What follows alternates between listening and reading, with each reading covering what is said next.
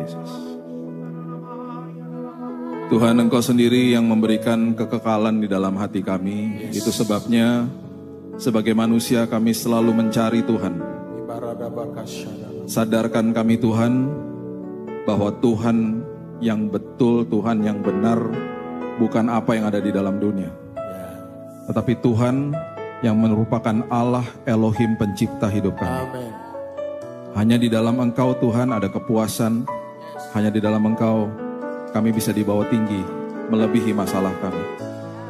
Dan itu sebabnya hari ini Tuhan, isi setiap hati kami dan pikiran kami dengan isi hati Tuhan. Dan kedaulatan Tuhan yang bertahta atas setiap hidup. Yang datang disembuhkan, yang penuh dengan beban berat hari ini dipulihkan. Dan apapun Tuhan kebutuhan kami, karena saat ini kami ada di dalam hadirat Tuhan dan senantiasa selalu ada dalam hadirat Tuhan, hidup kami dimerdekakan. Kami sambut firman kebenaran hanya di dalam nama Tuhan Yesus, Juru Selamat kami yang agung. Kami berdoa dan mengucap syukur. Kita sama-sama katakan amin, amin, amin, amin, haleluya. Silakan duduk. Shalom Bapak Ibu, selamat hari Minggu. Ada sebuah tempat di firman Tuhan yang saya mau bagikan kepada Bapak Ibu, karena di tempat itu bukan disakralkan tempatnya, tapi karena di tempat itu ada sesuatu kejadian yang luar biasa dan berdampak sampai kepada generasi demi generasi. Tempat itu namanya Sikhem, S-I-K-H-E-M, dan tempat ini adalah tempat di mana keputusan demi keputusan dibuat, dan Alkitab mencatat dengan luar biasa bahwa ada sesuatu yang berdampak. Dan itu terjadi bahkan sampai ribuan tahun setelah itu. Kalau Bapak Ibu cari kota atau tempat namanya Sikhem hari ini udah nggak ada. Di map kita di Google udah nggak ada. Sudah berubah namanya menjadi Nablus. Nablus ini adalah kota yang ada di tepi barat di West Bank. Dan tempat ini kalau Bapak Ibu pernah ke Israel, kira-kira 2 jam dari Bethlehem ke atas. Kalau akan ke sana lagi, tolong bilang sama tour guide-nya atau grup yang bawa, tolong masukkan itinerary untuk bisa pergi ke Nablus. Karena ada sesuatu yang indah yang terjadi di sana. Ya. Kejadian pasal yang ke-12, ayat 6 sampai 7. Ini merupakan pertama kali kata atau kota Sikhem ini disebut. Kejadian 12 ayat 6 sampai 7 mengatakan begini. Abram berjalan melalui negeri itu sampai ke suatu tempat dekat Sikhem, yakni pohon tarbantin di More. Waktu itu orang Kanaan diam di negeri itu. Ketika itu Tuhan menampakkan diri kepada Abram dan berfirman, Aku akan memberikan negeri ini kepada keturunanmu. Maka didirikan di situ mezbah bagi Tuhan yang telah menampakkan diri kepadanya. Abram, sebelum namanya dirubah menjadi Abraham, dia adalah orang yang berangkat dari kota namanya Ur, Mesopotamia, yang sekarang disebut Irak. Dia berangkat ke suatu tempat, Alkitab mencatat di Ibrani bahwa dia tidak pernah tahu kota yang ia tujui. Dia hanya dikasih arahnya sama Tuhan, dia pergi ke tempat di mana akhirnya menjadi sebuah tanah perjanjian. Abram adalah cikal bakal bangsa Yahudi, walaupun dia sendiri bukan bangsa Yahudi. Dia akhirnya menetap di situ, dia punya anak Ishak, kemudian cucunya Yakub, mempunyai 12 anak yang akhirnya menjadi kepala suku-suku daripada bangsa Israel pada mulanya. Nah, waktu dia berangkat ke sana dan dia akhirnya ketemu tempat namanya Sikhem. Dan ketika Alkitab mengatakan dia membangun mezbah di sana, itu adalah sebuah pernyataan seorang Abram yang mengatakan kepada Tuhan, aku percaya kepada janjimu, walaupun dia tidak pernah lihat bahwa nanti keturunannya dia dipimpin sama Musa, dilanjutkan sama Yosua, akhirnya masuk ke dalam tanah perjanjian, bahkan orang Kanaan yang saat itu masih ada di situ, ditumpas sama mereka. Itu janji Tuhan di awal kepada Abram. Dia kemudian bilang sama Tuhan, aku percaya Tuhan sama janjimu. Dia dirikan mezbah di situ. Jadi ini merupakan perjalanan yang sangat unik di awal. Karena bisa bayangkan rombongan dia begitu banyak, dia adalah ex penyembah berhala, jadi dia sekarang berhadapan sama seorang Tuhan, pribadi Tuhan yang dia nggak bisa lihat, dan bahkan seorang pribadi yang menuntun dia tanpa memberitahu ujung daripada perjalanan dia. Itu sebabnya dia disebut Bapak orang beriman itu karena berawal dari kisah seperti ini. Dan bisa bayangkan karena dia kaya raya, waktu dia lagi berangkat, pasti banyak rombongannya mengatakan, bos mau kemana bos? Dia selalu pasti akan katakan, saya nggak tahu. Dia berjalan, dan akhirnya dia bangun mesbah di situ. Itu pertama kali Sikem disebut di Alkitab. Fast forward ke depan, cucunya namanya Yakub. Lagi on the way ke Betel. Kabur karena dia bermasalah sama kakaknya namanya Esau. Masalah tentang hak sulungnya, kita sudah tahu kisahnya. Waktu dia lagi jalan, waktu dia lagi on the way ke Betel, dia transit di tempat namanya Sikem. Coba kita lihat Kejadian pasal yang ke-33, ayat 18 sampai ayat yang ke-20. Kejadian 33 ayat 18 sampai 20. Dalam perjalanannya dari Padan Aram, sampailah Yakub dengan selamat ke Sikem di tanah Kanaan. Lalu ia berkemah di sebelah timur kota itu. Kemudian dibelinyalah dari anak-anak Hemor, bapak Sikem, sebidang tanah. Jadi Sikem ini berasal dari nama seorang bapak ini. Ya. Tempat ia memasang kemahnya dengan harga 100 kesita. Ia mendirikan mesbah di situ dan dinamainya Allah Israel ialah Allah. Pertanyaan saya, kalau ada seorang yang transit atau menetap sementara di sebuah tempat yang merupakan padang gurun, kebutuhan utamanya apa? Air ya pasti ya. Setelah ditemukan oleh para arkeolog, ternyata sumur yang digali sama Yakub di daerah Sikem itu membutuhkan kedalaman sekitar 40 sampai 60 meter ke bawah. Dan dia gali sumurnya. Seperti biasa, pemeliharaan Tuhan selalu tepat waktu, pemeliharaan Tuhan kepada anak-anaknya selalu akan diberikan secara luar biasa sama Tuhan, walaupun terlihatnya tidak seperti itu. Dan itu padang, gurun. Sumur itu berhasil digali. Nah ini yang luar biasa. 1.800 tahun setelah kejadian ini, sumur Yakub satu-satunya didokumentasikan di Alkitab terjadi di sebuah peristiwa. Ada yang tahu? Kalau sering baca Alkitab pasti langsung tahu. Sumur Yakub ditemukan di Perjanjian Baru, satu-satunya ditulis. Itu adalah ketika peristiwa Yesus berjumpa dengan wanita Samaria. Dan ternyata 1.800 tahun setelah itu, sumurnya airnya masih membual-bual. Kenapa tadi saya katakan Bapak Ibu kalau mau ke Israel lagi, pilih tur yang ke Nablus. Karena sampai hari ini, sumur itu masih ada. Dan di atasnya ada gerejanya. Dan ketika dilihat ke dalam, itu kedalamannya 46 meter ke bawah. Dan airnya masih ada. Karena ada sebuah hal yang terjadi sama Yakub ketika dia transit di Sikem. Perhatikan Yohanes 4 ayat 5 sampai ayat 6. Ini buktinya. Yohanes 4 ayat 5 sampai 6.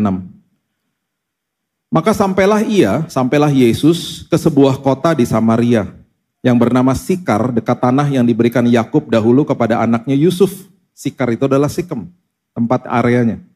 Di situ terdapat sumur Yakub. Satu-satunya ayat yang mengatakan masih ada sumur Yakub di ayat ini.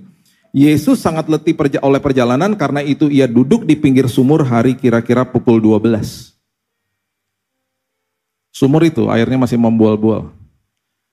Dan terjadilah sebuah pembicaraan yang sangat dahsyat antara Yesus dengan wanita Samaria. Orang Samaria dibenci sama orang Yahudi. Orang Samaria mempunyai agama yang sebenarnya 11-12 sih sama orang Yahudi. Mereka menganut namanya Samaritanisme. Mereka percaya sama 5 kitab pertama. Kejadian, Keluaran, Imamat, Bilangan, dan Ulangan itu mereka percaya dan mereka mengkultuskan Musa. Mereka punya bait Allah sendiri. Mereka nggak disukai sama orang Yahudi karena perkawinan-perkawinan campur yang terjadi sama hidup mereka. Jadi mereka dianggap sama orang Yahudi itu nggak pure orang Yahudi gitu loh. Ya. Nah itu terjadi sesuatu di situ. Sekarang kita go back, kita lihat dulu. Apa yang dilakukan sama Yakub? Apa sih keputusan yang dilakukan sama dia? Dia katakan begini, Kejadian pasal yang ke-35 ayat 1 sampai 5. Coba lihat. Setelah opanya, kakeknya, mengatakan aku percaya sama janji Tuhan. Kejadian 35 ayat 1 sampai 5 mengatakan begini, rupanya ini keturunannya masih bergumul dengan penyembahan berhala. Karena memang Abram itu keluarganya penyembah berhala. Kejadian 35 ayat 1 sampai 5 mengatakan Allah berfirman kepada Yakub, bersiaplah pergilah ke Betel, tinggallah di situ, buatlah di situ mezbah bagi Allah yang telah menampakkan diri kepadamu ketika engkau lari dari Esau kakakmu. Jadi dia betul-betul memang lagi on the way ke Betel. Lalu berkatalah Yakub kepada seisi rumahnya dan kepada semua orang yang bersama-sama dengan dia, jauhkanlah dewa-dewa asing yang ada di tengah-tengah kamu. Tahirkanlah dirimu dan tukarlah pakaianmu. Tahirkanlah dirimu dari dewa-dewa asing yang selama ini kamu sembah. Atau bahkan pakaian dan apapun yang kamu pakai ketika engkau sedang menyembah berhala itu, tahirkan dirimu, semuanya serahkan. Ayat 3, marilah kita bersiap pergi ke Betel, aku akan membuat mezbah di situ bagi Allah yang telah menjawab aku pada masa kesesakanku dan yang telah menyertai aku di jalan yang kutempuh. Perhatikan ayat 4. Mereka menyerahkan kepada Yakub segala dewa asing yang dipunyai mereka dan anting-anting yang ada pada telinga mereka. Lalu Yakub menanamnya di bawah pohon besar yang dekat Sikem. Apa yang terjadi ketika mereka menyerahkan berhala mereka? Langsung ayat 5. Ketika mereka berangkat dan kedahsyatan yang dari Allah meliputi kota-kota sekeliling mereka sehingga anak-anak Yakub tidak dikejar, perlindungan Tuhan langsung terjadi atas hidup mereka. Bahkan 1800 tahun setelah itu, sumur yang digali airnya masih membual-bual. Tinggalkan ilahmu hari ini. Mungkin Bapak Ibu bilang sama saya nggak punya jimat, saya nggak punya patung-patung kok di rumah, saya nggak nyembah apa-apa. Mungkin tanpa kita sadar. Ini salah satu kelebihannya iblis. Dia itu sabar. Sabar. Nggak bisa dilakukan hari ini, dia selalu bilang gini, masih ada hari esok. Dan yang terjadi adalah, tahun lalu, Indonesia menempati urutan pertama di dunia. Jangan bangga dulu, bukan PSSI-nya nomor 1. Nomor 1 di dunia, orang-orang yang ada di depan sosmed 5 jam per hari. Kecuali jemaat GSJS. Ini muka-muka yang baca firman, dan gak ada di sosmed 5 jam per hari. 6 jam malahan. Gak ada di sini pasti kelihatan. Ya, bayangin loh. Itu yang membuat saya sedih. Sampai-sampai nih ya, saya 26 tahun pelayanan mimbar. Ketemu jemaat di mana-mana. Yang membuat saya sedih itu salah satu membuat saya sedih itu apa? Gini, jemaat datang kepada saya. Di zaman sekarang ya, datang kepada saya ngomong gini, Pak ini ayat artinya apa? Itu langsung ketahuan. Ya, yang dia buka di HP-nya itu apaan? Bapak Ibu, tahun 98 waktu saya bertobat, ya buku dictionary atau komentari kalau saya mau belajar, itu belinya segini tebelnya, harga 1,5 juta. Hari ini buku 1,5 juta juga mahal, apalagi tahun 98. Itu sampai patungan sama temen. Nggak ada indeksnya. Kalau mau baca Lukas 6 ayat 3 misalnya, mau cari komentarinya, artinya, bahasa aslinya, bukanya satu-satu, ngeliatin satu-satu, tebel bukunya. Itu cara belajar dulu seperti begitu. Tahu hari ini, yang namanya komentari lah, dictionary lah, tafsiran, ada app-nya dan gratis. Oke lah, nggak usah jauh-jauh deh ke situ deh. Tanya aja sama si Om Google. Masukin ayat ini, keluar langsung tafsiran. Jadi HP kita bisa kita pakai untuk menghancurkan kita. HP kita bisa kita pakai untuk belajar firman. Makanya kalau ada jemaat datang kepada saya, ini artinya apa ya ayatnya? Kalau dulu oke deh. Mereka mungkin nggak punya resources untuk belajar. Bukunya juga susah dulu. Dictionary sama komentari itu nggak gampang. Karena saya mondar-mandir, karena keluarga saya dari toko buku Immanuel, kami mondar-mandir ke Amerika setiap tahun, beli buku-buku itu, masukin ke kontainer, bawa ke Jakarta, taruh di Surabaya. Nggak semua orang juga bisa beli, nggak semua orang juga punya aksesnya.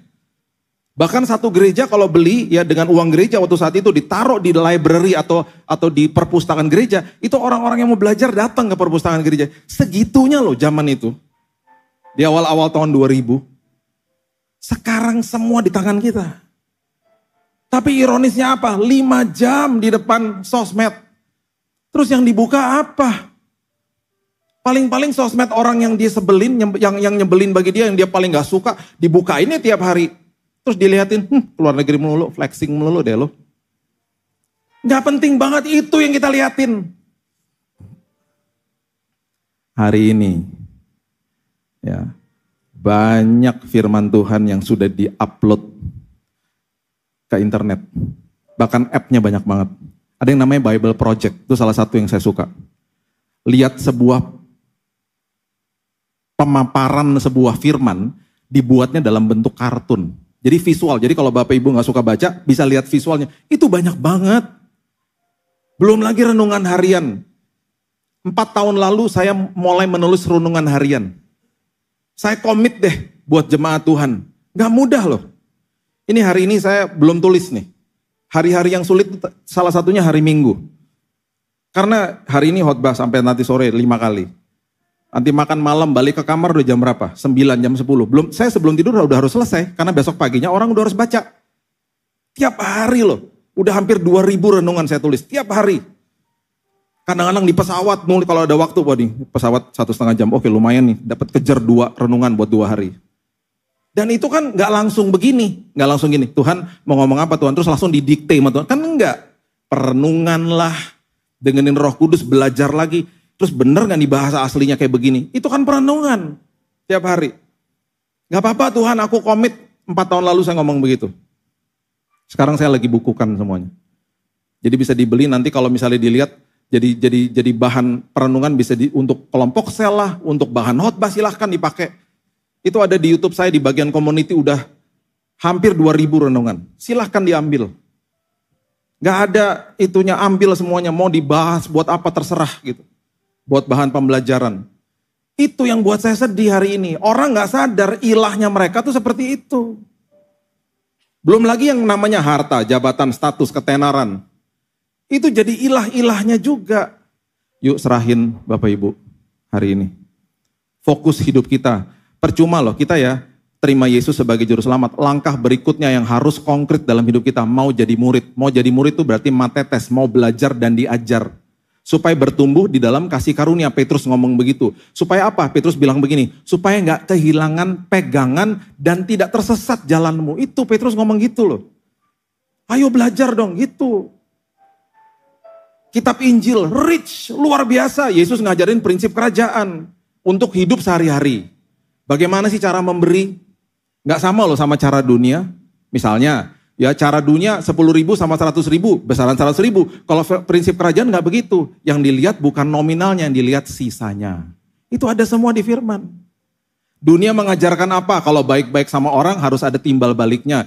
Di firman Tuhan gak begitu. Kalau engkau berbuat baik dan orang itu gak bisa balas kepadamu, engkau dibuat bahagia. Tuh. Itu prinsip hidup sehari-hari. Itu prinsip kerajaan itu diajarin sama Yesus satu-satu. Belum lagi yang namanya berbahagialah orang yang haus dan lapar akan kebenaran karena mereka akan dipuaskan. Itu ada artinya. Terus orang-orang yang mengejar kebenarannya akan dianiaya sama dunia. Itu ada artinya. Jadi ya kalau Injil tuh ya ada angle-nya, ada prinsip kerajaan. Terus angle satunya lagi diajarin Paulus itu adalah kasih karunia. Setelah Yesus selesaiin semuanya. Dia kasih tahu kalau keselamatan itu seperti apa. Proses kamu sedang dikuduskan, sanctification setiap hari itu seperti apa. Glorification nanti kamu ketemu sama Tuhan itu seperti apa, dijelasin sama dia. Bahkan kalau mau baca ayat kitab-kitab yang vulgar tuh ada di Galatia, Roma, vulgar kasih karunianya. Luar biasa, ada semua. Udah ditaruh di buku manual kita. Dan seperti biasa manusia gak pernah baca buku manual. Padahal selalu kalau kita buka sebuah produk, buku manualnya ada di atas. Dibaca nggak? Enggak. Langsung ambil produknya. Akhirnya apa? Produknya disalahgunakan karena tidak pernah baca buku manual. Alkitab adalah buku manual. Manual artinya the manufacturing mind. Pikiran daripada sang pencipta. Untuk siapa? Untuk kita. Dibaca. Supaya kita ngerti cara berfungsi. Supaya kita nggak menyalahgunakan diri kita sendiri.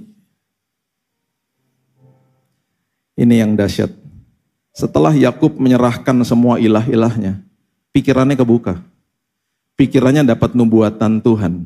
Sebelum dia mati, dia ngomong sama 12 anaknya.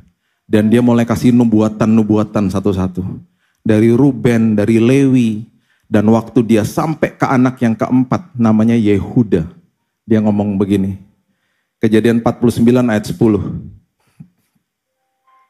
Kejadian 49 ayat 10. Tongkat kerajaan tidak akan beranjak dari Yehuda. Yehudanya pasti juga bingung, nih maksudnya apa ya? Ataupun lambang pemerintahan dari antara kakinya sampai dia datang dan berhak atasnya, maka kepadanya akan takluk bangsa-bangsa. Dia nggak ngerti pasti saat itu. Rupanya Yakub lagi ngasih tahu sama anaknya Yehuda bahwa keturunanmu akan lahir pribadi yang namanya Yesus. Yesus.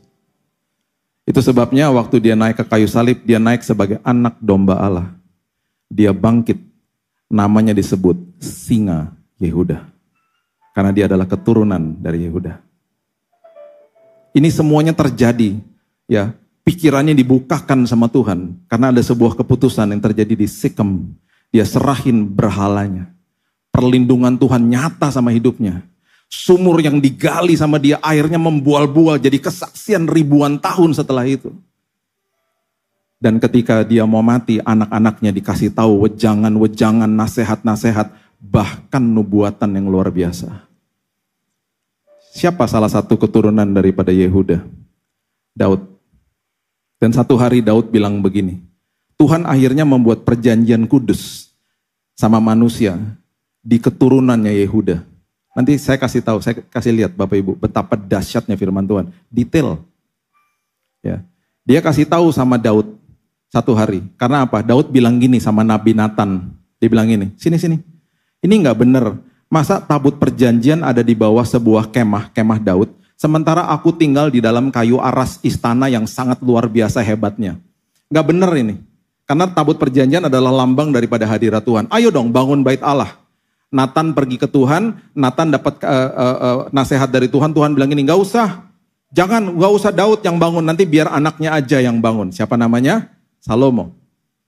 Gara-gara inisiatifnya datang dari Daud, Tuhan membuat perjanjian kudus, Holy Covenant. Perjanjian kudus bukan kontrak ya.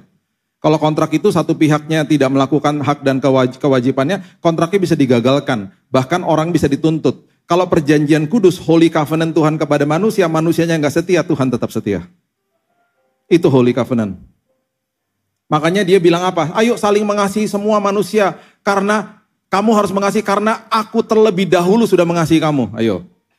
Bahkan dia mati buat dosa-dosa kita. Dan dia tahu bahwa satu hari kedaulatan dia akan berjumpa dengan kebebasan memilihnya manusia. Manusia bisa menolak Tuhan. Dia mati di kayu salib.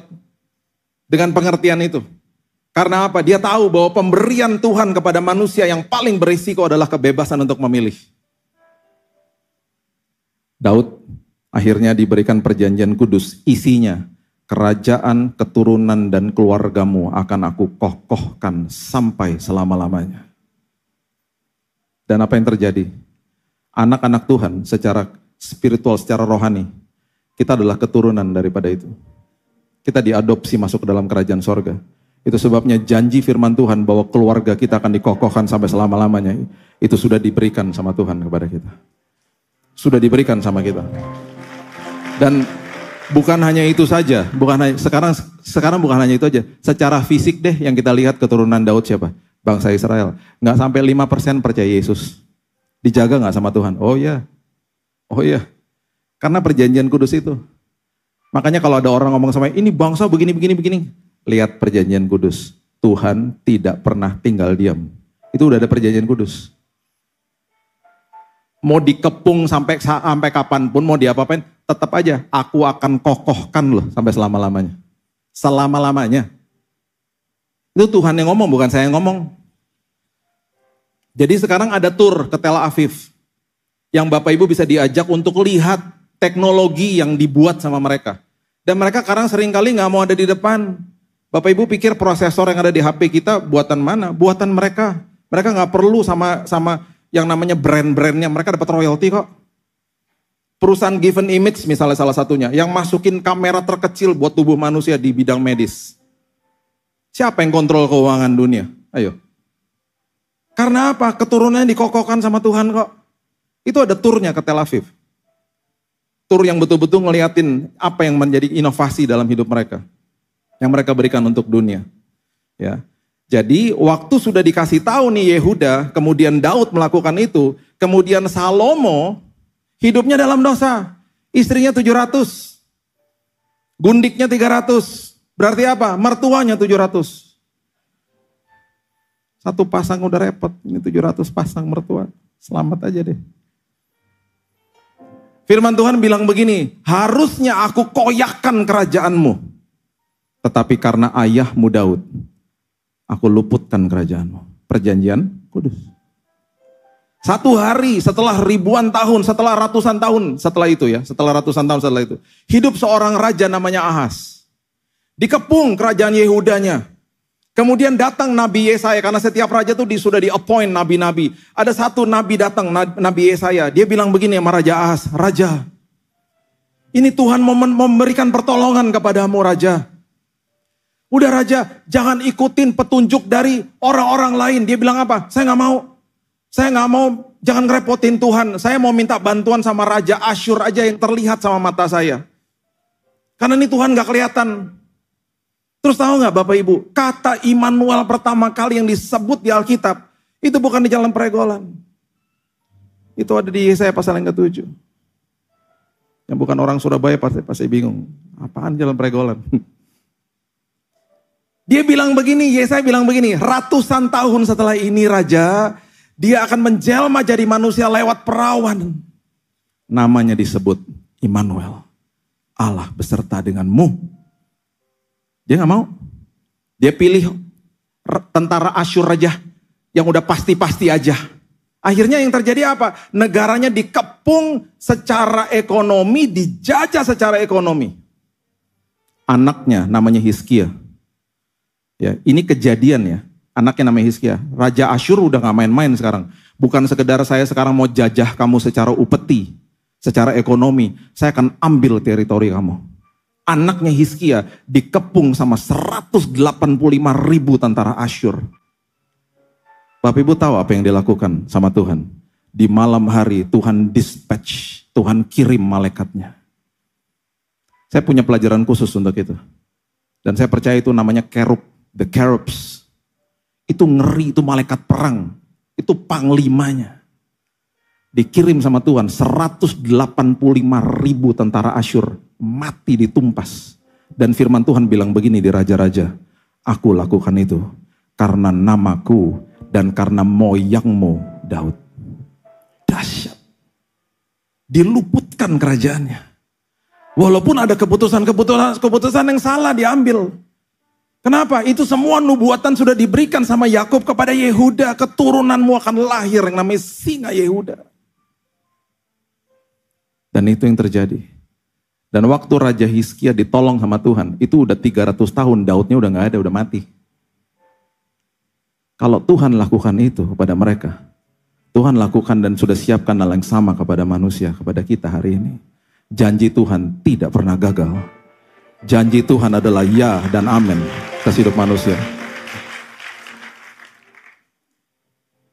Yohanes 4 ayat 39. Apa yang terjadi di sumur Yakub? Penginjilan pertama di perjanjian baru bukan dilakukan sama murid-murid Yesus. Penginjilan pertama di perjanjian baru bukan dilakukan sama bangsa Yahudi. Dilakukan oleh wanita Samaria karena dia akhirnya berjumpa dengan air kehidupan itu sendiri dan dia percaya sama Yesus di sumur Yakub yang 1800 tahun sebelum itu ada seorang yang mengambil keputusan di sana. Yohanes 4 ayat 39, banyak orang Samaria dari kota itu menjadi percaya kepada Yesus karena perkataan perempuan itu yang bersaksi, ia mengatakan kepadaku segala sesuatu yang telah kuperbuat. Wow. Wow. Oke. Sekarang itu semuanya udah beres. Sekarang lihat apa yang terjadi lagi di Sikem. Ini dahsyatnya luar biasa. Coba lihat Ulangan 11 ayat 29.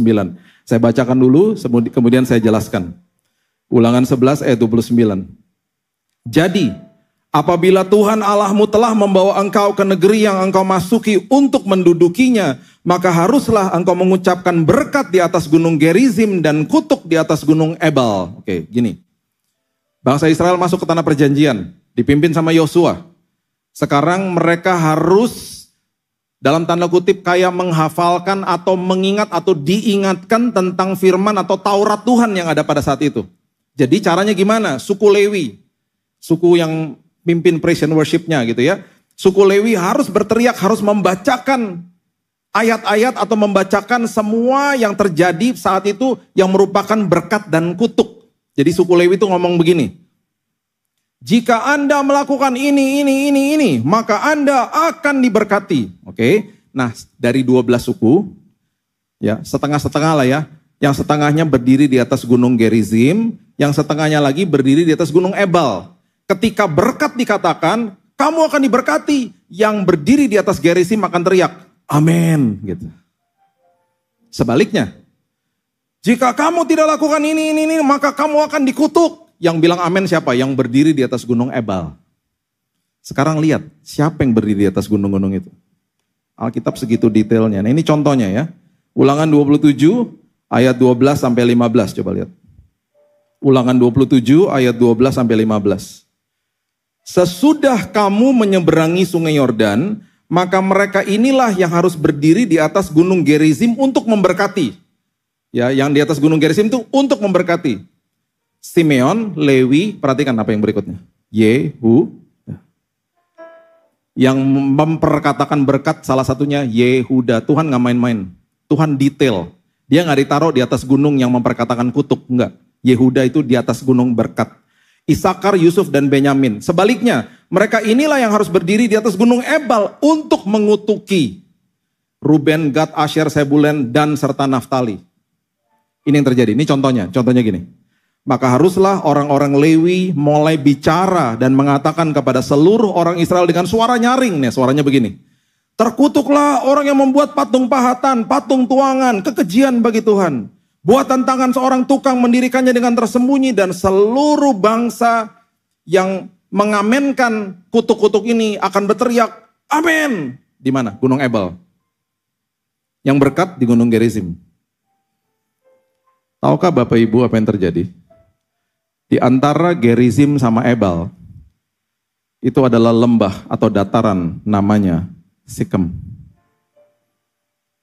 Bapak Ibu tahu tadi saya udah bilang ya dari awal, Sikem adalah padang gurun. Setelah berkat dikatakan di atas Gerizim, gunung Gerizim mengalirkan mata air yang luar biasa kepada Sikem. Dan sampai hari ini Sikemnya merupakan dataran yang sangat hijau. Kalau Bapak Ibu lihat di Ebal hari ini, Bukit Ebal itu kering kerontang karena kutuk dia katakan di situ. Hati-hati dengan perkataanmu. Jaga perkataanmu. Katakan kata-kata berkat atas hidupmu dan keluargamu. Bapak Ibu, orang tua jangan ngomong gini sama anaknya. Jangan nyebrang sembarangan, tabrak mobil kamu nanti. Nah, itu kata-kata kutuk. Harusnya kan di-rephrase. Nah, jangan nyebrang sembarangan ya, bahaya. Banyak orang lakukan itu ketabrak. Beda langsung. Kamu jangan naik-naik kursi, jatuh kamu nanti. Siapapun yang sedang bergumul hari ini, mungkin lagi doain suaminya, doain istrinya, mungkin anaknya, mungkin bahkan gak cocok sama orang tuanya. Jangan pernah keluarin kata-kata umpatan dan negatif dari mulutmu. Suamiku tuh memang Pak, brengsek dia tuh Pak, gitu. Brengsek terus nanti seumur hidup. Katakan kata-kata berkat atas hidupnya. Betul Pak, dia lagi gak di rumah. Tapi saya percaya Pak, itu orang baik. Saya doakan dia kembali dalam nama Yesus Pak. Katakan kata-kata berkat kepada keluargamu. Saya punya teman baik. Namanya Stephen. Stephen ini ex-narkoba. Setiap kali dia pulang malam dalam kondisi mabok bahkan. Bapaknya nungguin di living room. Bukan untuk gini-giniin dia. Bapaknya nungguin. Karena biasanya kalau dia pulang malam, itu anak muntah-muntah. Karena alkohol. Dan plus narkoba. Yang bapaknya lakukan adalah ditemenin ke toilet.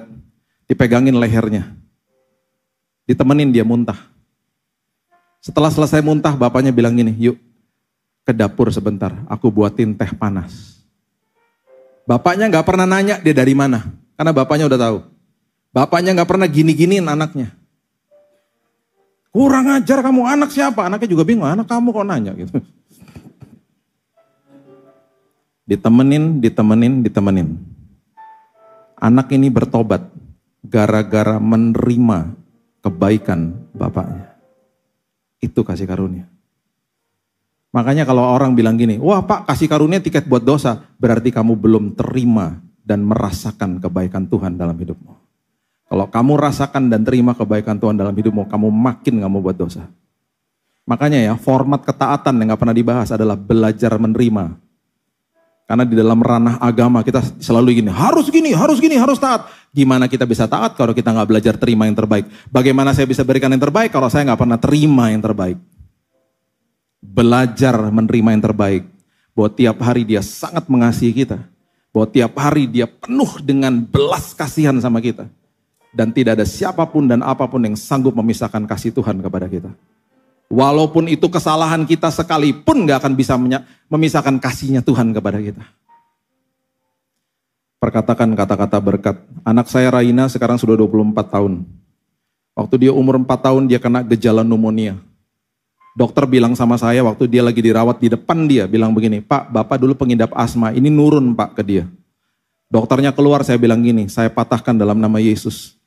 Kamu sembuh ya nak, besok kalau ada orang besuk kamu ke rumah sakit, bilang kamu sedang sakit ya, kamu harus ngomong gini, saya udah sembuh dalam nama Yesus. Kamu harus ngomong gitu. Anak 4 tahun gak ngerti, dia bilang gini, berarti aku bohong dong. Bukan sayang, itu bukan bohong, itu namanya pernyataan iman. Apaan tuh pernyataan iman? Makin ribet. Ya udah pokoknya kamu ngomong begitu deh, kita beriman Tuhan udah sembuhin kamu ya, jelasinnya agak susah sama dia. Besok tamu-tamu datang, keluarga lah teman, kamu lagi sakit ya? Iya, enggak. Kata Dedi aku udah sembuh dalam nama Yesus. Dalam hitungan 6 bulan, anak ini paru-parunya bersih total. Disembuhkan total sama Tuhan. Sekarang usianya dia sudah 24 tahun. Kalau dia flu, itu cuma hitungan 1-2 hari, terus hilang.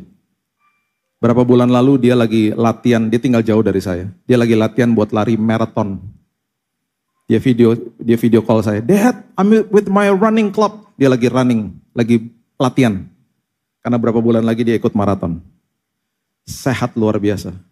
Karena perkataan iman yang dikatakan atas tubuhnya. Saya waktu didiagnosa kanker, Bapak Ibu sudah tahu kisah saya.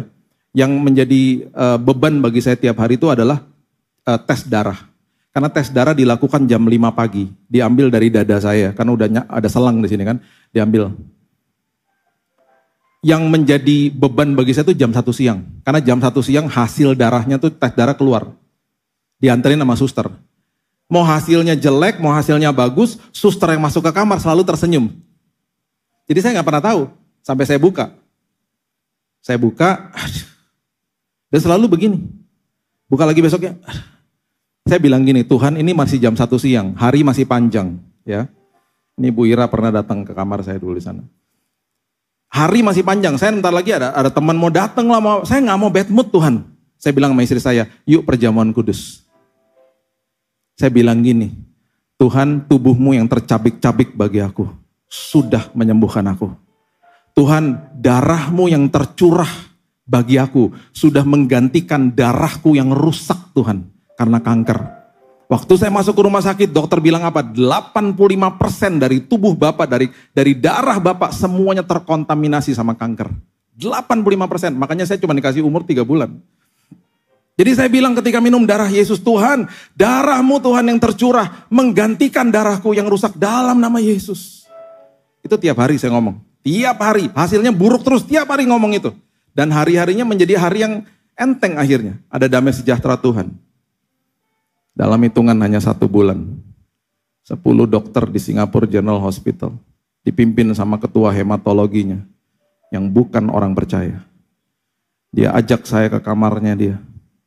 Dan dia pandang komputernya dia, hasil tes terakhir. Dan dia lihat komputernya, hasil darah dia, lihat ke saya, dia lihat lagi, saya dalam hati gini, aduh apa sih dok. Tiba-tiba dia bilang begini, atas nama 10 tim saya, kami sudah melakukan a very thorough experiment and test on your blood. Semua udah kami lakukan. Saya cuma mau menyatakan kepada kamu bahwa hari ini kadar kanker yang tadinya 85% bulan lalu, hanya 1 bulan, hari ini kami menyatakan kadar kankernya 0%. Hilang. Hilang.